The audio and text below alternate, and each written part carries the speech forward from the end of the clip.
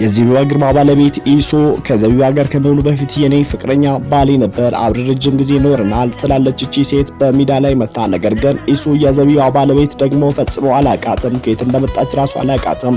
ጓደኞቼ የሚያቆኝ ሰዎች እሷ እንደዚህ ብላ ስትናገር የት ናት ብሎ ይጠይቁኛል። እኔም አላቃትም፣ እነሱም ግራ ገብታቸዋል። ኖርዌይ እያለው ከሷ ጋር እንደነበርኩ ብታወራም ግን እኔ ፈጽሞ አላውቃትም ይላል። ኢሶ በስነ ስርዓት ያፈቅረኛል፣ የእውነት ይወደኛል፣ አማራጭ ስለሌለው። ኖርዌይ ላይ ስኖር ማላቃ ሴትዮ እዚህ ስመጣ እንዴት ነው የምታቀኝ? አባቴ እኔ ብዙ ጓደኞች አሉኝ ኖርዌይ ላይ ይስቃሉ፣ በጣም ይስቃሉ። ስለዚህ አይ ቲንክ የማያደጋግም ነገር ልንገራችሁ፣ አንተና ሰው በፍጹም ተያይታችሁ አታውቁም፣ አታውቃትም፣ በሰው አታውቃትም፣ በፍጹም አላውቃትም። ከሰሞኑ ደግሞ የማህበራዊ ሚዲያ ተጠቃሚዎችን አጀብ ያስባለው ስለነዚህ ጥንዶች ጉዳይ ነው። እነዚህ ጥንዶች በትልቅ እድሜ ልዩነት ቢጣመሩም ግን ለነሱ ምንም ነገር ሆኖ አልታያቸውም። ለብዙዎች እንዴት በዚህ እድሜ ልዩነት ሊጋቡ ይችላሉ የሚሉ ብዙ አስተያየት ቢሰጧቸውም እነሱ ግን ፍቅር ከምንም ነገር ይበልጣል ይላሉ።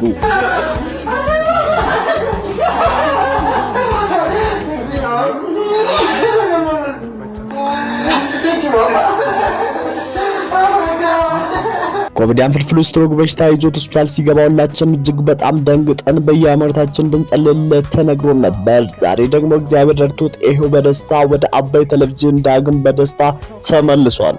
እግዚአብሔር ይመስገን፣ እግዚአብሔር ይመስገን። ለአዶናይ የትም ሀገሩ ነው የትም መንደሩ ነው፣ ሁሉም ቦታ ተወዳጅ ነው፣ ሁሉም ቦታ ደስ ብሎ ይቀበሉታል። እንግዲህ በእንደዚህ አይነት ሁኔታም ደግሞ ለንደን ሲሄድ ተቀብለውታል።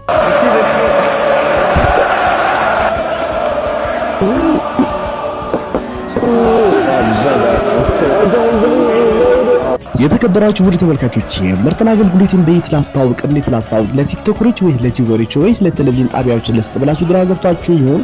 በቀላል ዋጋና እነዛም ደግሞ በሺዎች ዘንድ እንዲደርስላችሁ የምትፈልጉ ምርጥና አገልግሎታችን በዚህ ስልክ ቁጥር ማስተዋወቅ ትችላላችሁ። መጀመሪያ በዚህ ትደውሉልኛላችሁ፣ ከዛ በኋላ ደግሞ በዚህ ዩቲዩብ ላይ ለቅላችኋለሁ ማለት ነው።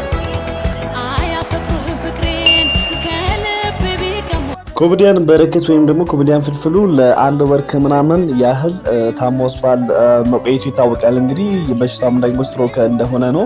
መጀመሪያ ላይ ብዙ ሰዎች እንግዲህ ስትሮክ መሆኑን ሲሰሙት በጣም ደንግጠው ነበረ። እኔም ከደነገጡት መካከል አንዱ ነኝ ማለት ነው። ምክንያቱም ስትሮክ በሽታ እጅግ በጣም ገዳይ ከሚባሉ በሽታዎች አንዱ ስለሆነ ነው። እግዚአብሔር ደግሞ ረድቶት አሁን ወደ ቀድሞ ስራውና ወደ ቤተሰቡ በሰላም መመለሱ እጅግ በጣም ደስ የሚል ነገር ነው። እንግዲህ አባይ ቴሌቪዥንም ደግሞ የስራ ባልደረቦቹ እዛ በመገኘት እንደዛም ጓደኞቹ በደስታ ተቀብለውታል። እሱም በጣም ደስ ብሎታል። እንግዲህ ሁሉም የኢትዮጵያውያንን እሱን የማያውቁ ሰው የለም። እንግዲህ ሁላችንም እንኳን ደስ አለን ለማለት እወዳለሁ። ምክንያቱም እንግዲህ ሰሞኑ በተለይ 2018 ውስጥ በጣም የምንሰማው ዜና እጅግ በጣም አሳዛኝ ዜናዎች ናቸው። በጣም ታዋቂ ተወዳጅ የሆኑ ሰዎች እንግዲህ ሲሞቱ እናያለንና ፍልፍሉም ደግሞ በሽታ ሲያጋጥመው የሰው አይምሮ ላይ ያለው ነገር እጅግ በጣም እንደሚታወቀው ነፃነት ወርቅነህ የኢቢኤስ ቴሌቪዥን ባለቤት ነበርና ብዙዎች እንግዲህ በዚህ አመት ውስጥ ማረፋቸው ይታወቃልና የሰው አይምሮ ላይ የሚመጣ ጥሩ ነገር አይደለምና እጅግ በጣም ፈርተን ነበር። እግዚአብሔር ደግሞ ረድቶት አሁን በሰላም ወደ ቤቱ መመለሱ እጅግ በጣም ደስ ይላል። በዚህ ሌላ ጉዳያችን ደግሞ እንግዲህ አዶናይ እንደሚታወቀው አሁን እንግሊዝ ነው ያለው። እንግሊዝ ለንደን ነው። ለንደን የሄደበት ምክንያት ደግሞ ታዋቂው የዜና ንጉስ ወይም ደግሞ ዳዲ ኒውስ በመባል የሚታወቀው ዲላን ፔጅን ለማግኘት ወደዛ ያቀናው ማለት ነው። እዛም ከሱ ጋር ተገናኝተዋል። ከሱ ጋር ብቻም አይደለም ከብዙ ሰዎች ጋር ተገናኝተዋል። እዛ ታዋቂ ከሆኑ ሰዎች ጋር ማለት ነው በዲላን ፔጅ አማካኝነት። በጣም የሚገርመው ነገር ደግሞ አዶናይ በብሪታንያውያን ምንድነው ባል እነዚህ በእንትኖች ዩኬዎች ዘንዱላ ታዋቂ እንደሆነ ምን አይነት ዓለም አቀፋዊ ተጽዕኖ እየፈጠረ እንደሆነ በጣም የሚያስገርም ነገር ነው። ብዙ ፈረጆች ራሱ አዶናይ ብለው ሲጠሩት እንመለከታለን ማለት ነው። ይሄ ማለት የሱ ኮንቴንቶች ምን ያህል በዓለም አቀፍ ደረጃ እየታዩ እንደሆነ የሚያሳይ ነገር ነውና አዶናይ ትልልቅ ስራዎች እየሰራ ይገኛል። እንግዲህ በቅርብ ጊዜ ደግሞ ወደ ኢትዮጵያ ጃምፔጅን ይዞ እንደሚመጣ እንግዲህ ጃምፔጅን ቃል ገብቷል እንደሚመጣ ተናግሯል ማለት ነው። አዶናይ እንግዲህ ዓለም አቀፋዊ የሆነ ተጽዕኖ እየፈጠረ ነው። እንግዲህ ምንድነው የሚባለው ግሎባል ኢንፍሉዌንስ ያደረገ ነው ማለት ነው። በጣም ደስ የሚል ነገር ነው። በዛም ደግሞ አድማጭ እንደሚታወቀው የአርሰናል ደጋፊ ነው። እንግዲህ የአርሰናል ጨዋታ ለመጨረሻ ጊዜ ለፕሪሚየር ሊግ ሻምፒዮን የሚያደርጋቸውን ጨዋታ ሲጫወቱ ሲያሸነፉ ቁጭ ብሎ መመልከት ችሏል፣ እዛ ስቴዲየም ውስጥ በመገኘት ማለት ነው። በሌላ ጉዳያችን ደግሞ እንግዲህ እነዚህ ሁለት ጥንዶች ብዙዎቻችሁ አይታችኋል ብዬ አስባለሁ። በተለይ ቲክቶክ መንደር ላይ እጅግ በጣም አነጋጋሪ ሆኗል ለነሱ ጉዳይ። ይሄ አዲስ ነገር ባይሆንም ያ የተለመደ ነው፣ አልፎ አልፎ ይከሰታል።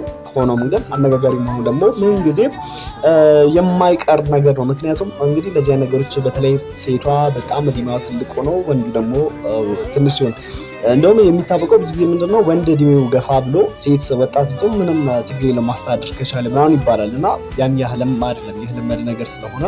ነገር ግን ደግሞ አንዳንድ ሴቶች እንደዚህ እድሜያቸው ገፋ ብሎ ወንዶቹ ደግሞ ወጣት ሲሆኑ እድሜያቸው በ20 ውስጥ ሆኖ ሴቶቹ ደግሞ 25 ዓመት ሲሆኑ ምንድነው ምናምን የሚያስበል ጉዳይ ነው እና ከሰሞኑ የተከሰተው ይሄ ነው። እነዚህ እንግዲህ የድሬዳዋ ሰዎች ናቸው። እሷ አሜሪካ ሚኒሶታ ነበረ የምትኖረው፣ ዲያስፖራ ነች ማለት ነው።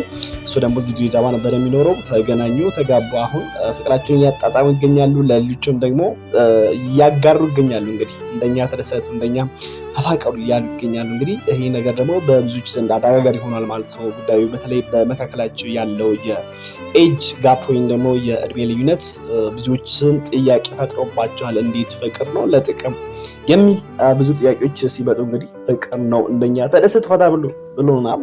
ሌላ እጅግ በጣም እዚህ ጋር ክሪቲካል የሆነ ጉዳይ ምንድነው? ስለዚህ ጉዳይ ነው። ስለ ዘቢባ ባል እንደዛውም ዘቢባና አንዷ ሄለን የምትባል የዘቢባ ባል ኢሱ የኔ ፍቅረኛ ባሌ ነበር የምትላለች ማለት ነው። እንግዲህ ከውጭ ሀገር ወይም ደግሞ ከባህር ማዶ ማለት ነው። ይሄ ነገር እንግዲህ ውሸት ነው እያሉ ይገኛሉ ብዙ ሰዎች። ምክንያቱም ደግሞ እንግዲህ እቺ ሴት እንደምትል ከሆነ ከኔ ጋር ለረጅም ጊዜ ይኖረዋል ቆይቷል፣ ግን ደግሞ አንድም ፎቶአቸው እንዳልተገኘ ነው። አንድም ፎቶ ማስረጃ ወይ ቪዲዮ ሊሆን ይችላል። እንግዲህ ሰው አብሮ ሲኖር ለቁም ነገርም ሊሆን ይችላል፣ አንዳንድ ጊዜ ደግሞ ለፈኒ እንደዚህ አሁን ለቀልድም ሊሆን ይችላል። እንግዲህ ፎቶ ሊነሱ ይችላሉ። እንዴት አንድ ማስረጃ መኖር አልቻለም? እንዴት ምስክር ሊገኝ አልቻለም ነው። እቺ ሴትዮዋ እንግዲህ በየጊዜ ሚዲያ ላይ መታ ስለ ዘቢባ መጥፎ ነገሮችን ትናገራለች። ኢሱኒን ያፈቅረኛል ዲሜሽ ነው ይላል።